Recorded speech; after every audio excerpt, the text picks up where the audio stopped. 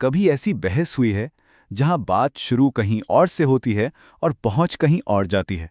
पर क्या हो अगर ये कोई गलती नहीं बल्कि एक सोची समझी तरकीब हो। आज हम उसी चालाकी को समझेंगे जो किसी भी बातचीत को पटरी से उतार सकती है। जरा सोचिए, किसी से बात हो रही है, सब कुछ ठीक चल रहा है, और फिर अचानक से लिखता है कि अरे, ये बात तो कहीं और ही निकल गई। समझ ही नहीं आता कि ये सब हुआ कैसे। और अगर ऐसा महसूस होता है ना, तो ये कोई नई बात नहीं है और अक्सर ये कोई मामूली गलती नहीं होती बल्कि एक सोची समझी चाल हो सकती है। तो चलिए आज इसी तरकीब को समझते हैं। इसे एक तरह का आर्ग्यूमेंट हाईजैकर भी कह सकते हैं, जो किसी भी अच्छी भली बातचीत को पटरी से उतार सकता है। जी हाँ, शब्दों की इस बाजीगरी का एक नाम है द होमोनिम फैलेसी, और इसे जानना ही इसे पहचानने की तरफ पहला कदम है। तो ठीक है, अब जरा गहराई में उतरते हैं और समझते हैं कि ये आखिर है क्या। होमोनिम ये ऐसे शब्द होते हैं जो लिखने या बोलने में तो एक जैसे लगते हैं, पर उनके मतलब बिल्कुल अलग होते हैं। जैसे अंग्रेजी का एक शब्द है लाइट। अब इसका एक मतलब है रोशनी और दूसरा मतलब है वजन में हल्का। हाँ, और इसे सिनोनिम्स यानी पर्यायवाची शब्दों से कंफ्यूज मत कीजिएगा। सिनोनिम्स में अलग अलग शब्द होते हैं जिनका मतलब एक ही होता है, लेकिन होमोनिम्स में शब्द एक ही होता है पर मतलब अलग अलग। बस यही सबसे बड़ा फर्क है। तो इस फैलेसी में होता क्या है? होता यह है कि कोई किसी की बात लेता है, उसमें इस्तेमाल हुए एक शब्द का मतलब चुपके से बदल देता है और फिर उस नए बिल्कुल अलग मतलब पर हमला करके उसे गलत साबित कर देता है। अब सवाल ये उठता है कि ये चाल काम कैसे करती है। चलिए इसके पूरे प्रोसेस को समझते हैं। ये ना 4 बड़े आसान से स्टेप्स में होता है। सबसे पहले कोई अपनी बात रखता है, फिर सामने वाला उस बात में से किसी एक शब्द को पकड़ता है और चुपके से उसका मतलब बदल देता है।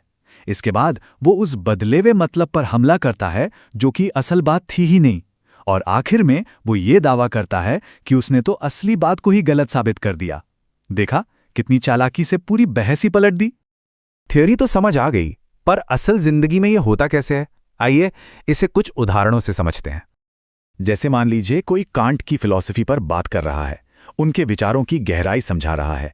तभी कोई बीच में आकर कहता है, अरे छोड़ो, इन रहस्यों में क्या रखा है। अब देखिए, यहां जटिल विचार को बड़ी चालाकी से रहस्य बना दिया गया, और रहस्य को तो खारिज करना कितना आसान है ना? बस इसी तरह असली मुद्दे से ध्यान भटका दिया जाता है। चलिए अब एक और बहुत ही क्लासिक उदाहरण देखते हैं, जो सम्मान या ऑनर शब्द के आसपास घूमता है। तो एक तरफ व्यक्ति ए का तर्क है कि सच्चा सम्मान मतलब एक नाइटली ऑनर किसी बाहरी अपमान से कम नहीं हो सकता, वो सिर्फ हमारे अपने कर्मों पर निर्भर करता है। अब इसके जवाब में व्यक्ति बी कहता है, नहीं नहीं, ऐसा कैसे हो सकता है? एक व्यापारी की इज्जत तो एक झूठे आरोप से भी मिट्टी में मिल सकती है। अब यहीं पे रुकिए और ध्यान दीजिए, व्यक्ति बी ने सम्मान का मतलब ही बदल दिया। तो असली खेल यहीं पर हुआ है। व्यक्ति ए बात कर रहा था शूरवीर सम्मान की, जो एक अंदरूनी चीज है, हमारे कर्मों से जुड़ी है, और व्यक्ति बी ने उसे बदल दिया नागरिक सम्मान या प्रतिष्ठा से, जो कि एक बाहरी चीज है और दूसरों की सोच पर टिकी होती है। शब्द एक ही इस्तेमाल हुआ, सम्मान, लेकिन बात 2 बिल्कुल अलग अलग चीजों की हो रही थी, और बस इसी तरह पूरी बहस को हाईजैक कर लिया गया। तो सवाल ये है कि ये सब जानने का फायदा क्या है? ये सिर्फ कोई किताबी बात नहीं है, इसे समझना असल में बहुत जरूरी है। देखिए, जब इस चाल को पहचानना आ जाता है तो किसी के लिए भी बातों में उलझाना मुश्किल हो जाता है, और इसे नाकाम करने का सबसे अच्छा तरीका है कि शब्द के बदले हुए मतलब को शांति से सामने रख दिया जाए। जैसे कि, एक मिनट, मैं सम्मान शब्द का इस्तेमाल व्यक्तिगत ईमानदारी के लिए कर रहा था, ना कि सामाजिक प्रतिष्ठा के लिए। तो चलिए मेरे असली पॉइंट पर वापस आते हैं। ये बिल्कुल वैसा ही है जैसे जाल में फंसने से पहले ही उसे देख लेना। ये बातचीत का कंट्रोल वापस लेने में मदद करता है। तो अब जब इस होमोनिम फैलेसी के बारे में पता चल गया है, तो जरा सोचिए, अगली बार ये चाल कहाँ देखने को मिलेगी? राजनीति की बहसों में, विज्ञापनों में, या शायद अगली बार घर पर ही किसी से बात करते हुए?